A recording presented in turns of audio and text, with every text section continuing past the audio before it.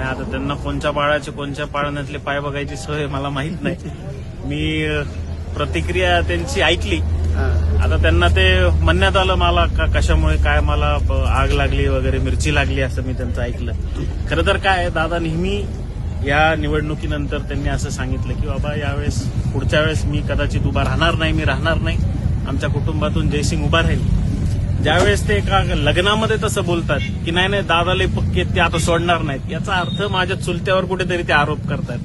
त्याच्यामुळे मिरची लागणं साहजिक आहे. माझ्या चुलत्याचे शब्द चुकीचे आहेत असं जर कोणी म्हणत असेल तर. बरं, राजेभाऊ अण्णाला अजून भरपूर काळ जायचा आहे, ह्यांचा जायचा आहे, अजून यायच्या आहेत निवडणुका. त्याच्यामुळे कशा पद्धतीने काय काय वाटचाल होते ते बघत राहणार. छोटीशी प्रतिक्रिया आहे. ते मंत्री ताईसाहेबांना देखील जाऊन भेटतात की आम्हाला भाजपमध्ये घ्या मनुष्यने, आणि ते राष्ट्रवादीकडून देखील नगराध्यक्षपद लढण्यासाठी वडोद नगरपंचायत हाबूक टोकून उभा आहेत. तळ्यात मळ्यात तर नाही ना त्यांचं.